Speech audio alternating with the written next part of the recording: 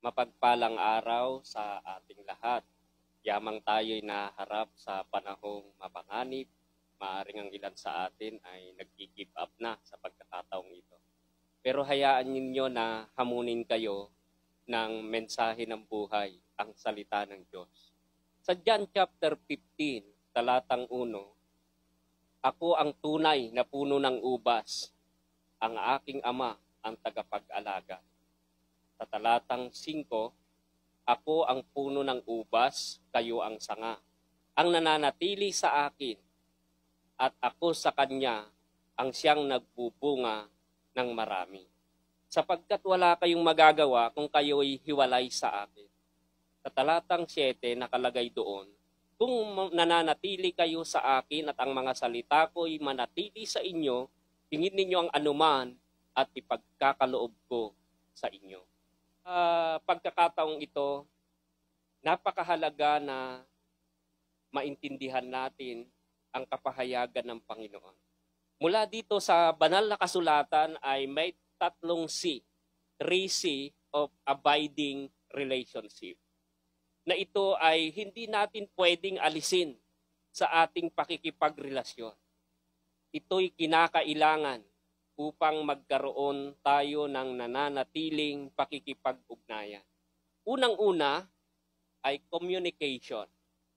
Yung communication, kung susuriin natin, andun po yung pagpapahayag ng Panginoon.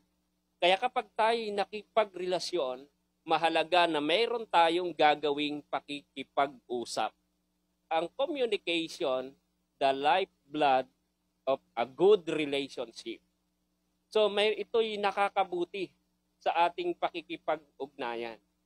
Kaya kung tayo'y makikipagrelasyon, lalong-lalo na sa Panginoon, mahalaga na mayroon tayong pakikipag-usap. Kaya ang Panginoon nangusap sa atin, sabi niya, ako ang tunay na puno ng ubas, kayo ang mga sanga.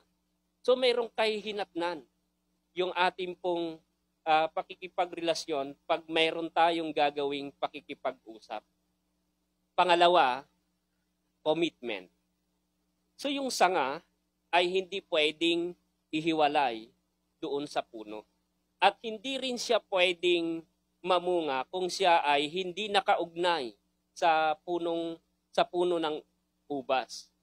Pag commitment, ito ang ibig sabihin ay the mind of a healthy relationship. So mahalaga na mayroon tayong commitment na kahit anong mangyari, hindi tayo dapat hihiwalay sa Panginoon. Sapagkat wala kayong magagawa kung kayo ay hiwalay sa akin.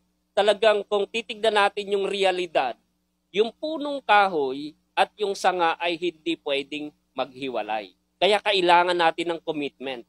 Kahit tayo maraming pagdaanan sa buhay, ilang bagyo man ang dumating, at kahit nariyan ang pandemic, dapat po may commitment tayo.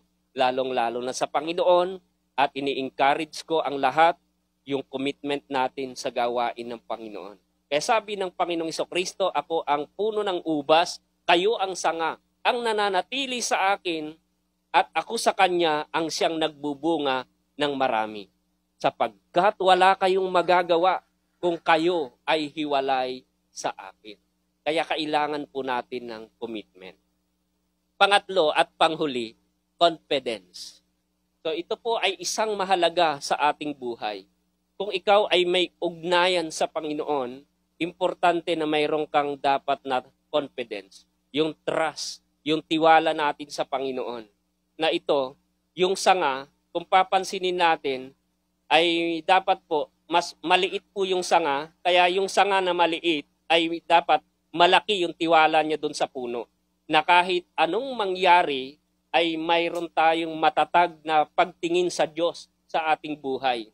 Kaya ang confidence, the heart of intimate relationship. Talagang hindi natin pwedeng ialisin sa ating pakikipagrelasyon yung tiwala. Kaya kung susuriin natin yung mga sanga ay maliliit, kaya yung mga maliliit na sanga, dapat po meron silang malaking tiwala sa puno. Ganyan din po tayo sa Panginoon. Kaya sabi ng Biblia, Mapalad ang taong tumitiwala sa Panginoon at ang pag-asa ay ang Panginoon.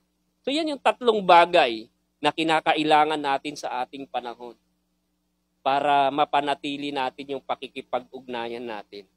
Communication, commitment, at confidence. Yan ang kailangan natin para manatili at nagbubunga yung ating ugnayan sa Panginoon. Kaya sabi ng Panginoong Jesucristo, manatili kayo sa akin at ang mga salita ko'y manatili sa inyo.